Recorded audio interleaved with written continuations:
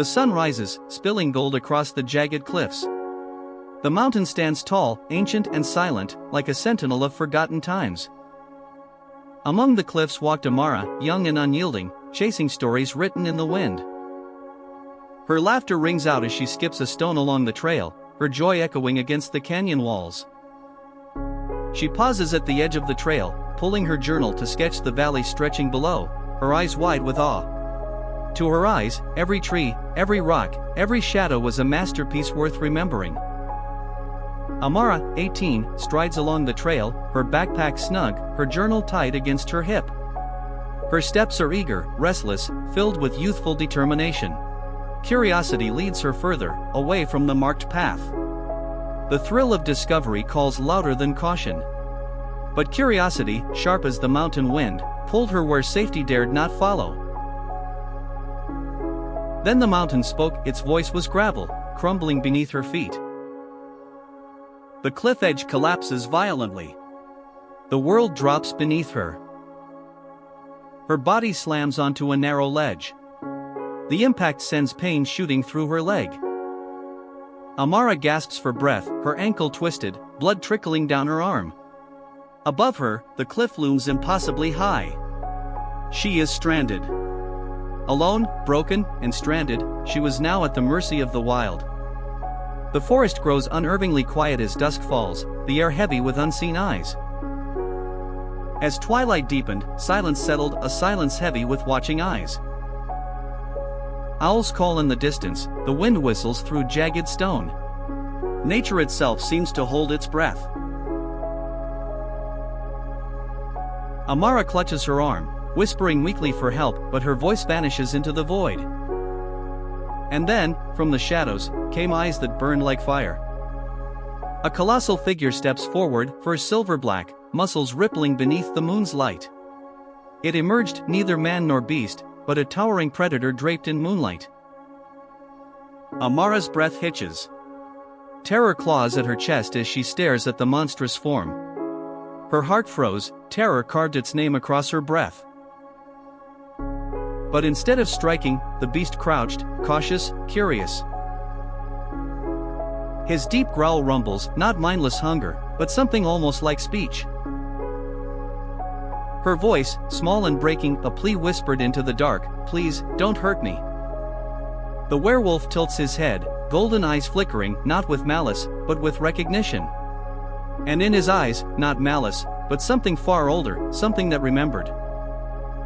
The night grows colder, mountain winds cutting like knives.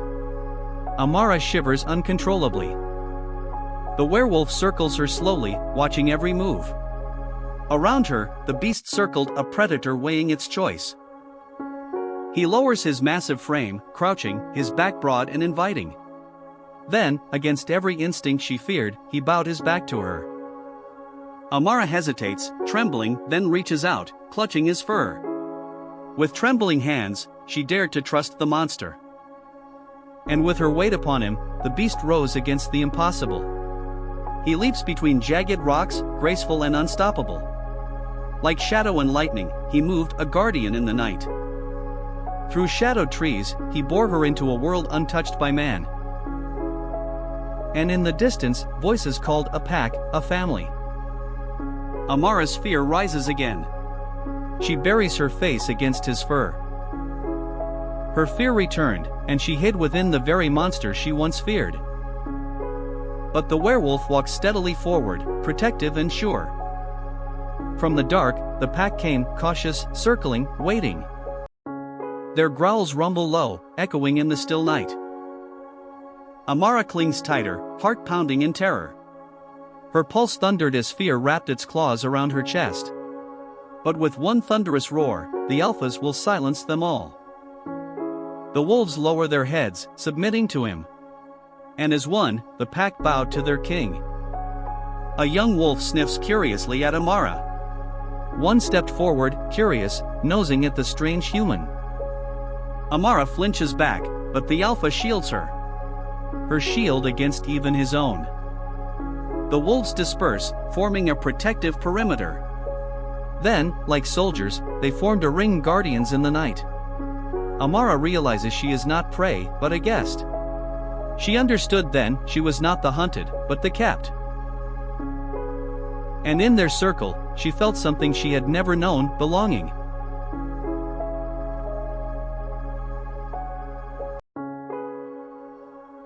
At dawn, the alpha brings water in a leaf pouch, placing it beside Amara. He lays freshly caught game at her feet, food she hesitates to touch. Then came food raw, wild, the offering of a hunter.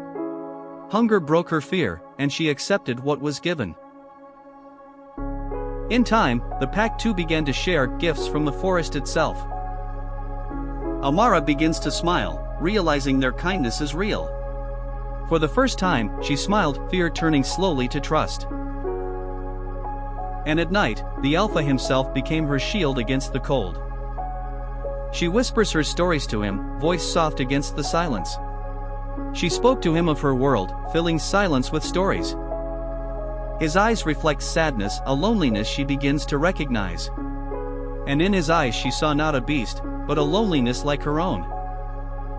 One night, she dares to rest her hand upon his fur. He does not move away. Between girl and beast, a bond was born, wordless, yet unbreakable.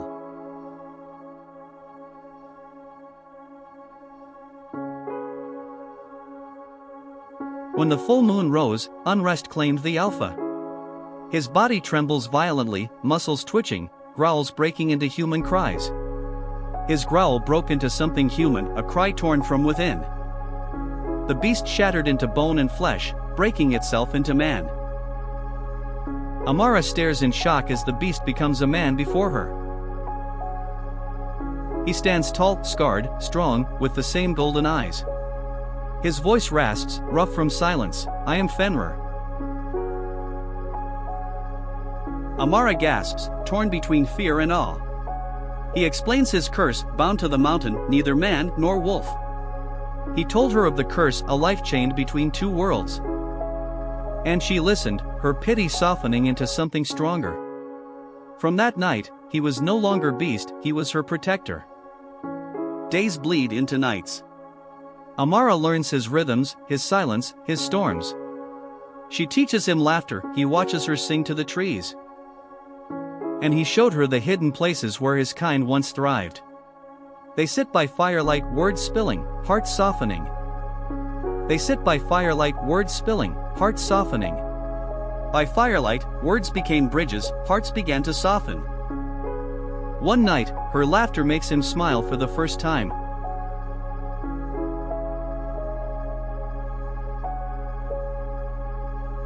He watches her sleep, the moon painting her face in silver. Her dreams too were haunted by fire and golden eyes. One evening, he teaches her to call the wolves.